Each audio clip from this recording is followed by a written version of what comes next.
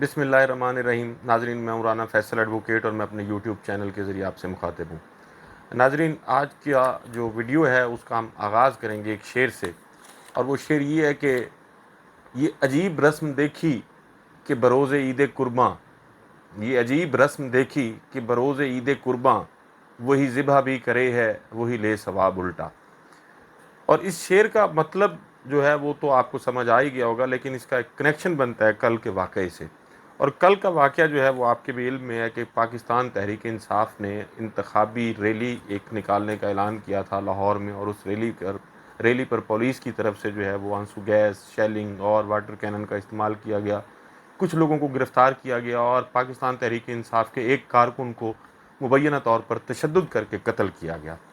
اب یہ ایک ظاہر ہے بڑا المناک واقعہ ہے، اور پولیس کی طرف سے یہ پہلا واقعہ نہیں ہے۔ ماضی میں بھی ایسے بے شمار واقعات جو ہیں وہ پولیس کے ادارے کے ساتھ جڑے ہوئے ہیں، اور پولیس نے اس میں بہت سارے لوگوں کو بے گناہ قتل کرنے کا الزام جو ہے وہ ابھی تک ان کے سر ہے، اور مختلف انکوائریز بھی ہوتی رہی ہیں۔ ماڈل ٹاؤن کا واقعہ بھی آپ کے سامنے ہے۔ لیکن اب اس میں جو ظلم ہوا ہے وہ یہ ہوا ہے کہ ایک تو ایک بے گناہ آدمی جس کو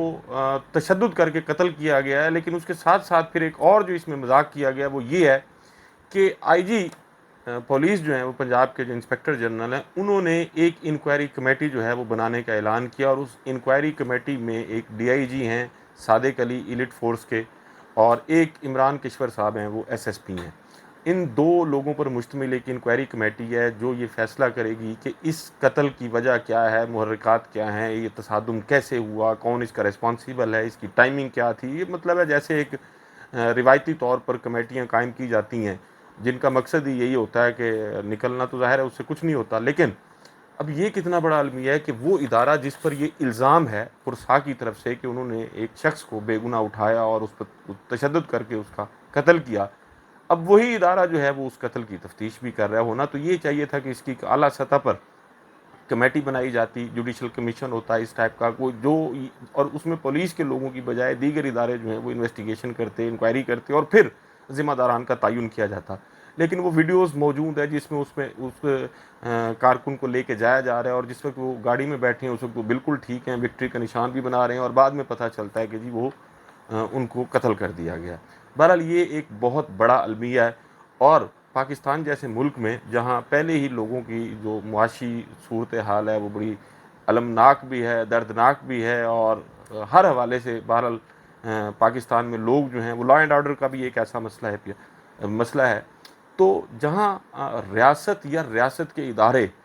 خود اس قسم کی غنڈہ گردی، غیر قانونی اور غیر آئینی اقدامات شروع کر دیں، تو پھر ریاست جو ہے وہ اپنے شہریوں کو کیسے روک سکتی ہے؟ میں ذاتی طور پر عدم تشدد کا قائل ہوں، لیکن میں پھر اس کے جو اثرات ہیں وہ آئندہ جو مجھے نظر آ رہے ہیں، اللہ نہ کرے ایسا ہو، میں پھر سے کہتا ہوں اللہ نہ کرے ایسا ہو کہ جیسے پولیس غیر قانونی اور غیر آئینی اقدامات، اور وہ بھی کیمرے کے سامنے دن کی روشنی میں کر رہی ہے، اگر لوگوں نے اس کا جواب ایسے ہی دینا شروع کر دیا جیسے پولیس کرتی ہے، تو پھر کیا ہوگا یہ ذرا آپ ایک لمحے کے لیے تصور کریں گے تو دل دہل جائے گا۔ اللہ نہ کرے ایسا ہو، لیکن میں سمجھتا ہوں پولیس کی طرف سے اور دیگر اداروں کی طرف سے لوگوں کو یہ اکسایا جا رہا ہے کہ وہ بھی اسی طرح قانون ہاتھ میں لیں، اور جو کام پولیس کر رہی ہے یا دیگر ادارے کر رہے ہیں وہ بھی وہی کام کریں۔ تو اس پر سوچنے کی ضرورت ہے۔ انسپیکٹر جنرل صاحب جو ہیں، آپ کی ایک شہرت ایک اچھے آفیسر کے طور پر ہے، میں آپ سے یہ درخواست بھی کروں گا اور آپ سے یہ توقع بھی رکھتا ہوں کہ یہ جو ذمہ داران ہیں ان کو کیفر کردار تک پہنچایا جائے اور ان کو نشان عبرت بنایا جائے، اور آپ یہ بھی انشور کریں کہ آپ ریاست پاکستان کے ملازم ہیں، ریاست پاکستان کے لوگ جو ہیں وہ آپ کو آپ کی مراعات، آپ کی تنخواہیں اور آپ کے سارے اخراجات برداشت کر رہے ہیں۔ آپ نے کسی کی بھی گورنمنٹ کا کوئی بھی غیر قانونی اقدام جو ہے اس پر آپ عمل کرنے کے پابند نہیں ہیں۔ آپ نے ہمیشہ آئینی اور قانونی حدود میں رہ کے اپنا کردار ادا کرنا ہے، اور آپ کو کرنا بھی ایسا ہی چاہیے۔ اگر کسی حکومت کے غیر قانونی قدم کے سلسلے میں آپ ان کے معاون ہوں گے تو پھر ظاہر ہے جواب طلبی آپ سے بھی ہوگی۔ تو اللہ نہ کرے ایسا ہو کہ لوگ بھی جو زبان پولیس استعمال کرتی ہے وہی زبان پولیس کے ساتھ استعمال کرنا شروع کر دیں۔ اس کے ساتھ ساتھ آج جو ہے وہ ایک اور بھی عمران خان صاحب کے حوالے سے ایک بڑی خبر وہ یہ ہے کہ ان کو پھر آج کورٹ سے ریلیف ملا ہے۔ 3 عدالتوں میں ان کی پیشیاں تھیں، تینوں میں ان کو استثناء مل گیا، لیکن اس کے ساتھ ساتھ ان کو جو بڑا ریلیف ملا وہ یہ ہے کہ آپ کو یاد ہوگا کہ 5 تاریخ کو پیمرا نے ایک پابندی لگائی تھی اور عمران خان صاحب کی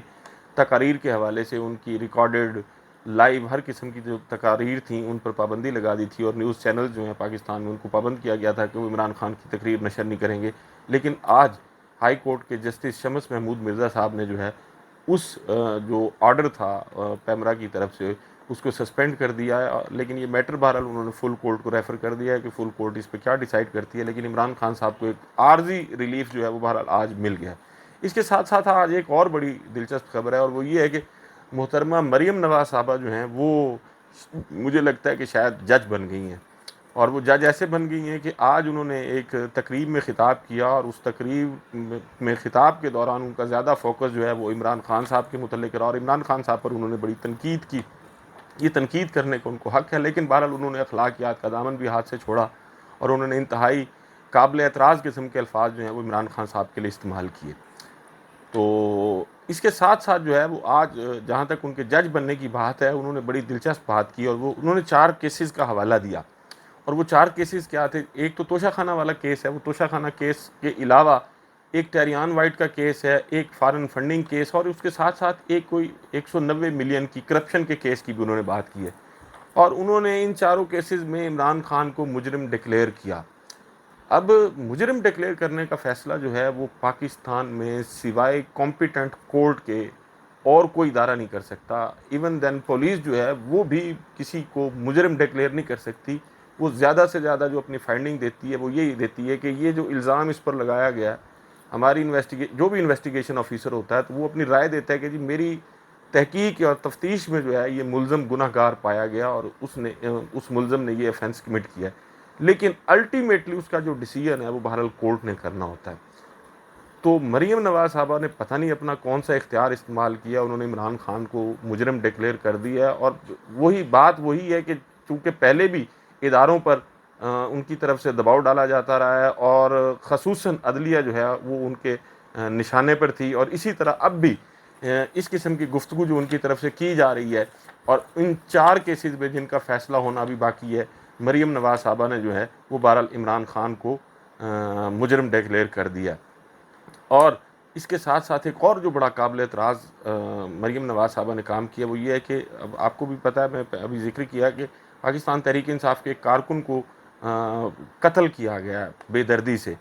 اس قتل پر بھی وہ اپنی سیاست کرنے سے باز نہیں آئیں، اور پاکستان تحریک انصاف کے لوگوں کی نہ صرف کارکنان کی انہوں نے تذلیل کی بلکہ یہ بھی کہا کہ اس قسم ایک تو لفظ انہوں نے استعمال کیا کہ ہلاک کیا.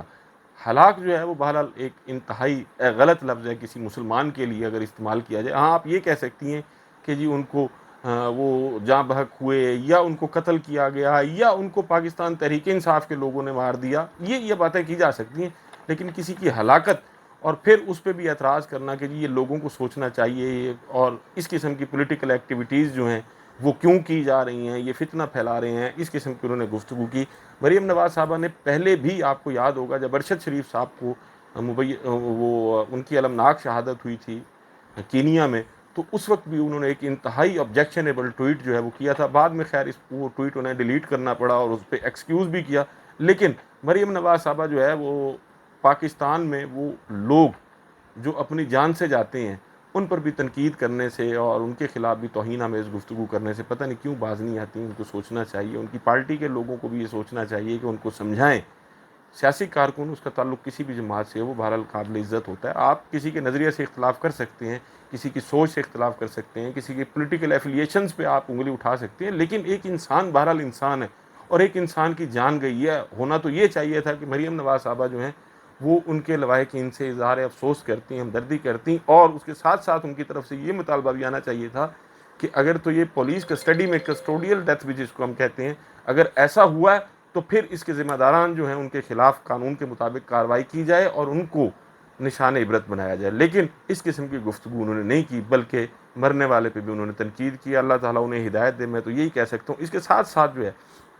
وہ آج پھر ایک اور انٹری ہوئی ہے، اور وہ بڑی دبنگ انٹری ہوئی ہے. پاکستان کے معروف وکیل ہیں جناب چودھری اعتزاز احسن صاحب، پاکستان پیپلز پارٹی سے ان کا تعلق ہے، وزیر دفاع بھی رہے ہیں اور بھی بہت سارے کلیدی عہدوں پر وہ رہے ہیں. اور آج انہوں نے میڈیا سے بات کرتے ہوئے یہ کہا کہ حکومت جو ہے وہ ظاہر ہے آپ کو بھی پتہ ہے کہ حکومت کے اس وقت ہتھ کنڈے جو ہیں وہ یہی ہیں کہ الیکشن نہ ہو اور کسی طریقے سے الیکشنز کو آگے کیا جا سکے. تو آج انہوں نے کہا کہ وہ ادارے جو سپریم کورٹ کے احکامات پر عمل نہیں کریں گے اور سپریم کورٹ کے احکامات پر عمل کرنے میں رکاوٹ ڈالیں گے، وہ تمام تر ادارے جو ہے وہ توہین عدالت کے مرتکب ہوں گے. اور انہوں نے پھر اس کے ساتھ ساتھ جو اور بات کی ہے وہ یہ ہے کہ چیف جسٹس اور سپریم کورٹ جو ہے وہ ہماری ریڈ لائن ہے اور ہم کسی کو یہ ریڈ لائن کراس نہیں کرنے دیں گے،